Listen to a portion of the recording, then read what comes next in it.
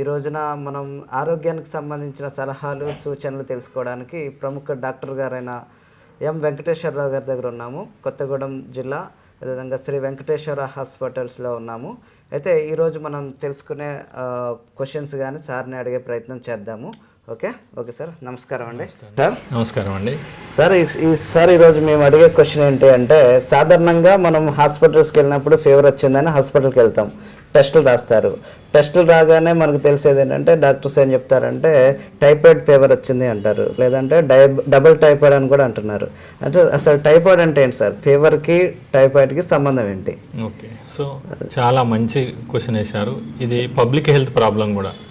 So మన government of India నోటిఫైయబుల్ డిసీజెస్లో కూడా టైఫాయిడ్ని చేర్చడం జరిగింది. అంటే నోటిఫైయబుల్ డిసీజ్ అంటే ఎక్కడైతే టైఫాయిడ్ కేసెస్ నమోదవుతాయో డాక్టర్స్ వాటిని ఇన్ఫామ్ చేయాలా గవర్నమెంట్ అథారిటీస్, అంటే ఇప్పుడు డిఎంఎన్హెచ్ఓ గారికి ఇన్ఫామ్ చేయాలా.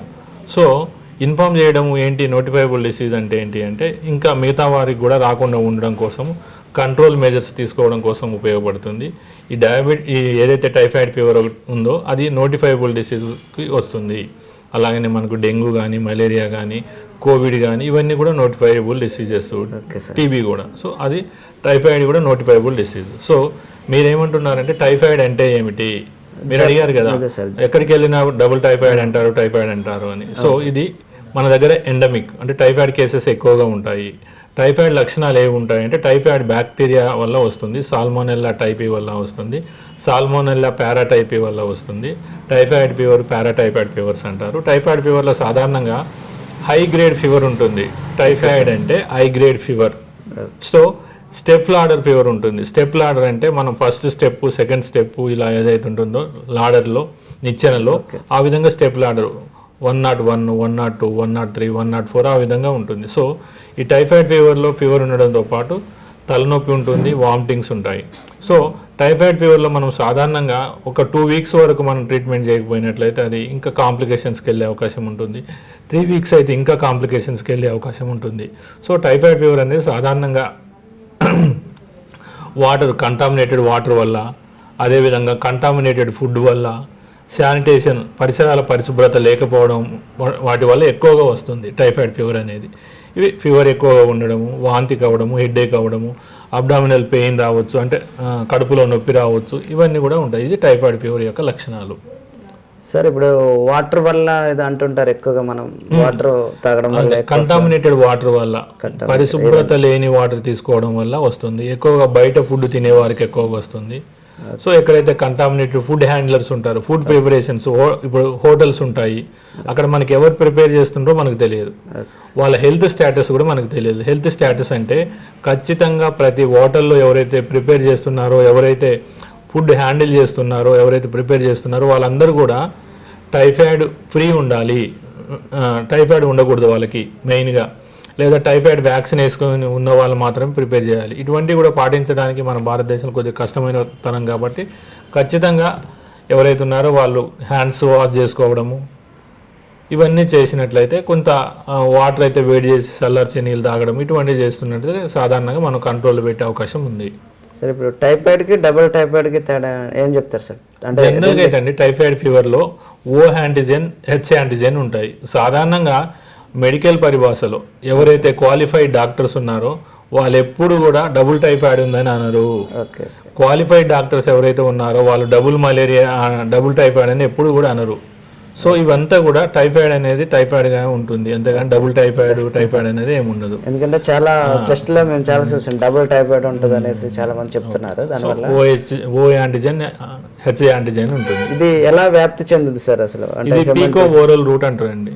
ఒక మనిషి నుండి ఇంకొక మనిషికి పీకో ఓరల్ రూట్ అంటే నోటి ద్వారా మనం తీసుకుంటున్నాం కదా ఫుడ్, ఇవన్నీ కూడా మోషన్స్ ద్వారా కొంత కంటామినేట్ అయ్యే అవకాశం ఉంది కాబట్టి పీకో ఓరల్ రూట్ అంటారు. దీన్ని ఫుడ్ బార్న్ ఇన్ఫెక్షన్ కూడా అంటారు, మెయిన్గా పీకో ఓరల్ రూట్ అంటారు. కాబట్టి జాగ్రత్తగా హ్యాండ్ వాష్ ఒకటి, సేఫ్ ఫుడ్ తీసుకోవాలి, సేఫ్ వాటర్ తీసుకోవాలి, శానిటేషన్ ఇంప్రూవ్మెంట్ చేసినట్లయితే సాధారణంగా ఈ కేసెస్ అనేది తగ్గుతూ ఉంటాయి. ఇంకోటి ఏంటంటే సార్, ఇప్పుడు టైఫాయిడ్ అనగానే ఒక లేడీ గురించి చెప్తూ ఉంటారు. అంటే టైఫాయిడ్ మేరీ అనే ఒక వ్యక్తి గురించి చాలా సందర్భాల్లో వినడం జరిగింది. అసలు ఈ టైఫాయిడ్ కును ఆ మేరీ గారికి సంబంధం ఏంటి సార్? అసలు క్వశ్చన్ అడిగారు. టైఫాయిడ్ మేరీ, మీరు ఈ రోజుల్లో టైఫాయిడ్ మేరీ అని మీరు గూగుల్లో సెర్చ్ చేసినా ఆవిడ గురించి కొంత హిస్టరీ వస్తూ ఉంటుంది.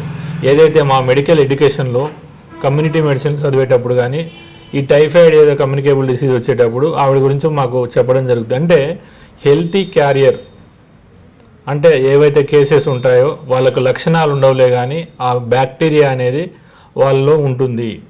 సో ఈ విధంగా టైఫాయిడ్ మేరీ అనే ఆవిడ అమెరికాలో ఎక్కువగా ఆవిడ ఫుడ్ హ్యాండిలర్ అంటే ఫుడ్ కుక్కుగా పనిచేసేది. సో ఆవిడ వల్ల చాలామందికి వ్యాపించడం జరిగింది టైఫాయిడ్. 1000కి 2000 మందికి ఎక్కువగా, కొంతమంది 17-18 మంది డాక్టర్సు మెడికల్ టీం కూడా చనిపోవడం జరిగింది. సో ఆమె హెల్దీ క్యారియర్, ఒక ఏదైతే బ్యాక్టీరియాని క్యారీ చేస్తున్నటువంటి హెల్దీ క్యారియర్ అంటారు. వాళ్ళ లక్షణాలు ఉండవు, ఏముండవు, కానీ వాళ్ళలో బ్యాక్టీరియా ఉంటుంది. వాళ్ళని హెల్దీ క్యారియర్ అంటారు. హెల్దీ క్యారియర్కి ఎగ్జాంపుల్ ఎవరు అంటే టైఫాయిడ్ మేరీ. సో ఆ విధంగా టైఫాయిడ్ మేరీ అనేది మనం ఆమెకి టైఫాయిడ్ మేరీగా ఇది నామకరణం చేయడం జరిగినది. మనం టైఫాయిడ్ గురించి, హెల్దీ క్యారియర్ గురించి చెప్పుకునేటప్పుడు టైఫాయిడ్ మేరీ గురించి మనం చెప్పుకోవడం జరుగుతుంది. ఇప్పుడు ఆవిడ ద్వారానే బ్యాక్టీరియా గుర్తించబడింది అంటారా? అలానే కాదు, ఎక్కువ హెల్దీ క్యారియర్ ఉన్నట్లయితే ఎక్కువ మందికి వ్యాపిస్తుంది. ఎగ్జాంపుల్ గా ఆవిడకి చెప్పడం జరుగుతుంది. Okay sir, okay okay. మన తెలంగాణ ప్రాంతంలో, మన భద్రాద్రి జిల్లాలో ఎలా ఉంది sir typhoid cases? Typhoid cases సర్వసాధారణంగా మనకు వచ్చేటటువంటి కేసుల్లో టైఫాయిడ్ కేసెస్ ఉంటాయి. ఎప్పుడైతే శానిటేషన్లో ఏమైనా లోపం ఉన్నా ఖచ్చితంగా టైఫాయిడ్ కేసెస్ నమోదవుతూ ఉంటాయి. మరణాలు ఏమైనా సంభవించాయా సార్? ఈ అంటే మనకు డేటా లేదు, కానీ ఎక్కువ సీరియస్ అయ్యే అవకాశం ఉంటుంది. ట్రీట్మెంట్ తీసుకోకపోతే సీరియస్ అయ్యే అవకాశం ఉంది. కాంప్లికేషన్స్ ఏముంటాయంటే 2 నెలలు కానీ 2 వారాలు కానీ 3 వారాలు కానీ ట్రీట్మెంట్ తీసుకోకపోయినట్లయితే, సర్వసాధారణంగా 3 రోజుల కన్నా ఎక్కువ ఫీవర్ ఉన్నట్లయితే అప్పుడు మన అర్లీ డయాగ్నోసిస్, అర్లీ ట్రీట్మెంట్ అని నేను ప్రతిసారి చెప్తుంటాను.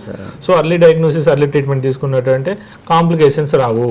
ఈ టైఫాయిడ్లో సర్వసాధారణంగా టైఫాయిడ్ అల్సర్ ఉంటుంది. ఏదైతే అల్సర్ అనేది స్మాల్ ఇంటెస్టైన్లో అల్సర్స్ ఫామ్ అవుతాయి.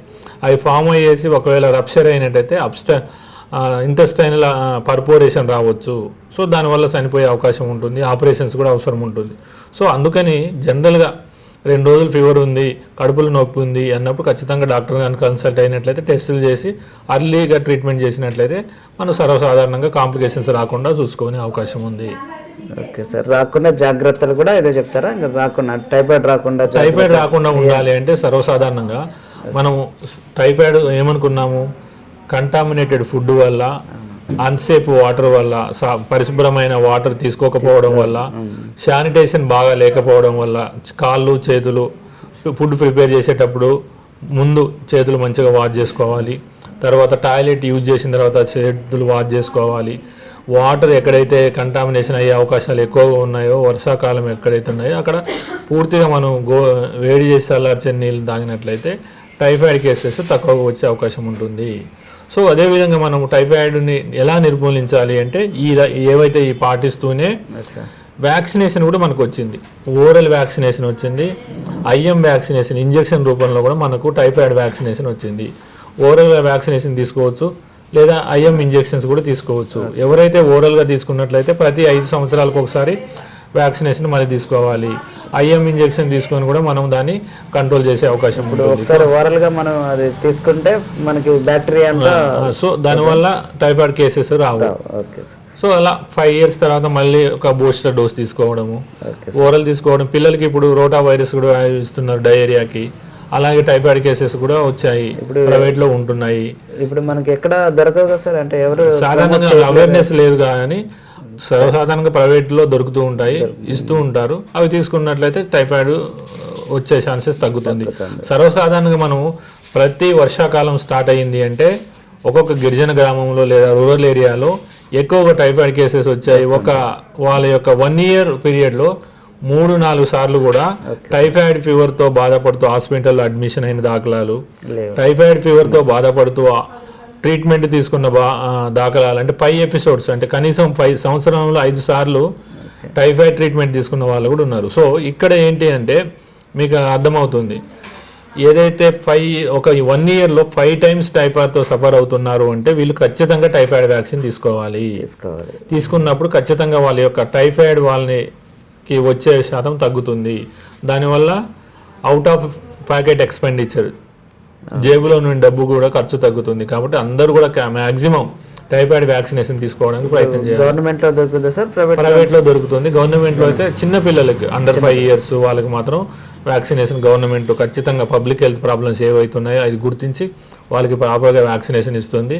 ఎవరైతే ఇంకా కొంత గిరిజన ఏరియాలో ఉన్నటువంటి వాళ్ళు ఖచ్చితంగా వ్యాక్సినేషన్ తీసుకోవాలి. తీసుకున్నట్లయితే ఈ కమ్యూనికేబుల్ డిసీజెస్ ఏవైతే ఉన్నాయో వాటి నుండి కాపాడమే కాకుండా ఎకనామిక్ కూడా బలపడే అవకాశం ఉంటుంది. Okay sir, okay sir, thank you sir. Thank you అండి. మరొక సందేశంతో మరొకసారి మిమ్మల్ని కలుస్తాం సార్. తప్పకుండా. అందరికీ నమస్కారం. Thank you.